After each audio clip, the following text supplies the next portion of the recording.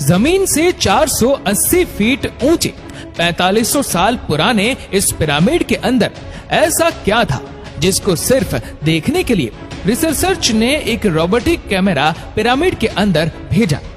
एक जगह पर आकर रोबोटिक कैमरा रुक गया क्योंकि अब उसके सामने पत्थर का एक स्लैब था। रिसर्चर्स का मानना था कि इस स्लैब के पीछे जरूर कोई ऐसा राज छिपा है जो पिछले 4500 सालों से दफन है। ये राज इनको हर कीमत पर जानना था, इसलिए उन्होंने रोबोट के आगे एक ड्रिल मशीन लगाई जिसने उस पत्थर के स्लैब में बारीक छेद कर दिया। अब इस छेद के अंदर एक कैमरा भेजा गया जिसने स्लैब के उस पार ऐसा मंजर देखा जो पिछले 4500 सालों से किसी ने भी नहीं देखा था। दोस्तों, इजिप्ट में टोटल 138 ऊंचे पिरामिड्स मौजूद हैं, जिन्होंने पिछले हजारों सालों से दर्जनों अर्थक्वेक और कई खतरनाक तूफान का सामना किया, लेकिन मजाल है इनमें से कोई एक भी इधर से उधर हुआ हो। इनमें से सबसे ऊंचा और बड़ा pyramid the great pyramid of Giza कहलाता है और इस पिरामिड की बेस का एरिया 13 एकड़ है।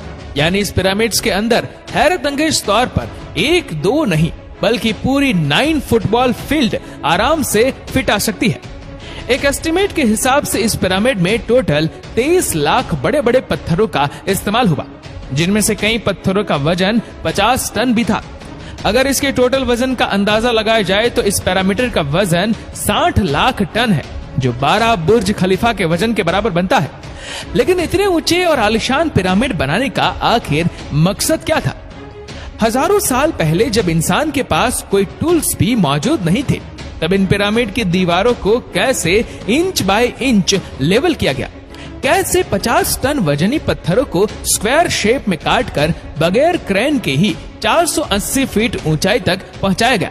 और इनको बनाने में ऐसे कौन से इंजीनियर्स का हाथ था जिन्होंने इन पिरामिड्स को अर्थक्वेक प्रूफ के साथ साथ इनकी तमाम साइड को एग्जैक्टली 51.5 डिग्री के एंगल पर सेट किया।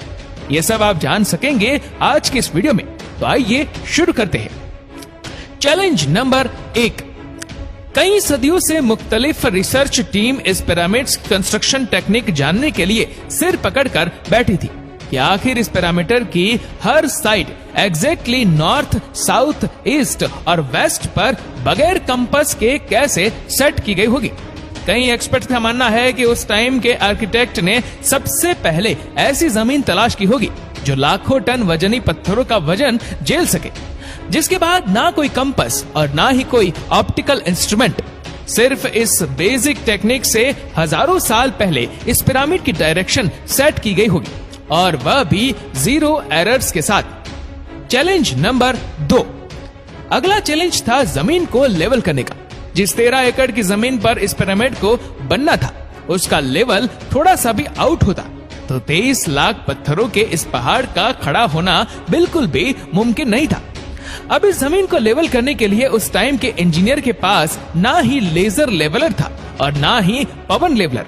एक्सपर्ट्स का मानना है कि कंस्ट्रक्शन साइट की चारों साइड पर खड्डा करके उसमें पानी डाला गया होगा और फिर एक साइड के पानी के लेवल से दूसरे साइड के पानी के लेवल को मैच किया गया होगा। जो जमीन का हिस्सा पानी के लेवल से मैच नहीं कर रहा होगा, उसको छेनी और हथौड़ी की मदद से काट कर लेवल किया गया होगा। कई एक्सपर्ट्स का मानना है कि एंशिएंट इजिप्शियंस ने इस सिंपल टूल का भी इस्तेमाल किया होगा, जिसकी दोनों साइड पर लकड़ियां और उसके ठीक सेंटर पर एक रस्सी से पत्थर बंधा हुआ है। अगर पत्थर जमीन से टच हो गया और उसकी रस्सी ठीक सेंटर लाइन पर आ रही होगी, तो इसका मतलब है कि बीच की जमीन परफेक्टली लेवल है। Challenge number 3। अब पिरामिड कंस्ट्रक्शन साइट पर डायरेक्शंस भी सेट थी, मार्किंग भी हो चुकी थी और जमीन का लेवल भी सेट था। अब बारी थी कंस्ट्रक्शन स्टार्ट करने की, जिसके लिए लाखों टन वजनी और बड़े पत्थर रिक्वायर्ड थे। लेकिन ये पत्थर काटने के लिए ना ही उनके पास ग्राइंडर थे और ना ही जैक हैमर। लेकिन फिर भी उन्होंने 50 टन वजनी पत्थर काटे भी और उनको स्क्वायर या रेक्टेंगल शेप भी दिया। लेकिन आखिर किसकी मदद से? जी हाँ, यही वह सिर्फ एक टूल था जिसकी मदद से पत्थरों को काटा गया। एक्सपर्ट्स का मानना है कि पिरामिड्स की कंस्ट्रक्शन पर इस्तेमाल होने वाली छेनी सिर्फ कॉपर से ही नहीं बनी थी, क्योंकि उनको भी ये बात मालूम थी कि कॉपर नरम होता है और पत्थर नहीं काट सकता, इसलिए इसमें एक केमिकल आर्सेनिक भी शामिल किया गया था। कॉपर और आर्सेनिक से बनाई जाने वाली ये छेनी लकड़ियों के हथौड़ों से पत्थरों पर ठोकी जाती थी और कई घंटों की मेहनत के बाद बड़े बड़े पत्थर शेप में लाई जाती थी। Challenge number 4। अब ये खास किस्म का पत्थर जिसको आज लाइमस्टोन कहा जाता है, उसकी कटाई पिरामिड कंस्ट्रक्शन साइट गीजा से 250 किलोमीटर दूर टोरा के शहर में हो रही थी। अब मसला था इस पत्थर को गीजा तक ट्रांसपोर्ट करने का। हर एक पत्थर 50 टन यानी 50,000 केजी के बराबर था, जो तकरीबन 3 पैसेंजर बस के वजन के बराबर बनता है। और ऐसे 23 लाख पत्थर सिर्फ एक पिरामिड में इस्तेमाल होते थे। इतना ज्यादा वजन ट्रांसपोर्ट करने के लिए ना ही उस दौर में कोई जानवर काम आ सकता था और ना ही उनके पास ट्रक मौजूद थे। अगर आजकल के जदीद दौर में भी ये काम करना पड़े तो ट्रांसपोर्ट कंपनी का अच्छा खासा टफ टाइम आएगा। हैरतअंगेज तौर पर यह काम वर्कर्स और कश्तियों की मदद से किया गया। जी हाँ, टोरा और गीजा के दरमियान मौजूद रिवर का फायदा उठाया गया और बड़ी बड़ी कश्तियों में पत्थर लाद कर पिरामिड साइट पर पहुंचाए गए। एक्सपर्ट्स का मानना है कि यह काम इतना आसान नहीं था। शिफ्ट में इतने बड़े पत्थर की लोडिंग और अनलोडिंग में कम से कम भी 500 मजदूरों की आर्मी एक ही वक्त में लगाई गई होंगी। Challenge number 5। जो एक्सपर्ट की टीम पिरामिड के कंस्ट्रक्शन पर रिसर्च कर रही थी, उनको अब अपने कई सवालों के जवाब मिल चुके थे, लेकिन एक बात उनको हर वक्त सता रही थी कि लाइमस्टोन कट भी गए, ट्रांसपोर्ट भी हो गए और कंस्ट्रक्शन के दौरान एक के ऊपर एक लगना भी शुरू हो गए। लेकिन मसला ये था कि पत्थर इतनी ऊंचाई तक आखिर पहुंचाए कैसे गए होंगे। कई एक्सपर्ट्स का मानना है कि पिरामिड के कंस्ट्रक्शन से पहले ही ये प्लान कर लिया गया था। या तो ये स्पाइरल ट्रैक के जरिए ऊपर गए होंगे या फिर जिगजैग तरीके से। लेकिन ये बात तो तय है कि 50,000 केजी के पत्थर ऊपर मजदूरों की आर्मी की मदद से ही खींच कर गए होंगे। Challenge number 6। दोस्तों, बात सिर्फ लाखों मजदूरों छेनी हथौड़े से लाइमस्टोन काटने और इतने बड़े पत्थरों को ट्रांसपोर्ट करने की ही नहीं थी। इस पिरामिड्स के अंदर कंपार्टमेंट, उनके अंदर जाने का रास्ता और कई छोटी छोटी सुरंगें भी बनाई गई थी। बाकी सब चीजें तो ठीक थी, लेकिन एक चीज एक्सपर्ट्स को हैरान कर गई और वो ये थी कि कंपार्टमेंट के अंदर जो पत्थर इस्तेमाल हुआ था वह लाइमस्टोन नहीं बल्कि ग्रेनाइट था। जी हाँ, ग्रेनाइट एक ऐसा पत्थर है जो डायमंड के बाद दुनिया का सबसे सख्त तरीन स्टोन माना जाता है। आजकल के मॉडल दौर में भी ग्रेनाइट बड़े बड़े मशीन की मदद के सिवा काटा ही नहीं जा सकता।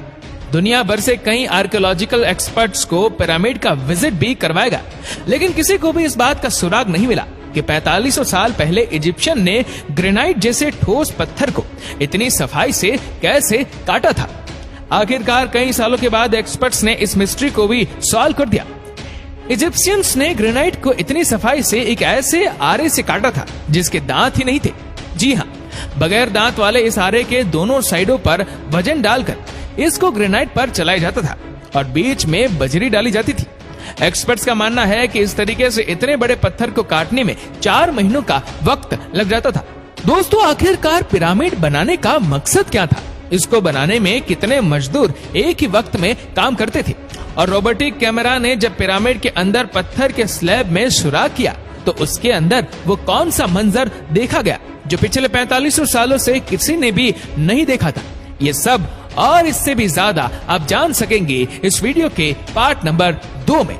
दोस्तों, इस वीडियो को लेकर आपकी क्या राय है नीचे कमेंट करके जरूर बताइएगा और अगर आपको वीडियो अच्छा लगा हो तो इस वीडियो को लाइक करेगा, शेयर करेगा ज्यादा से ज्यादा लोगों तक और ऐसी ही और भी रोचक जानकारियों के लिए सब्सक्राइब करें हमारे यूट्यूब चैनल को और फेसबुक पर फॉलो करें हमारे पेज को।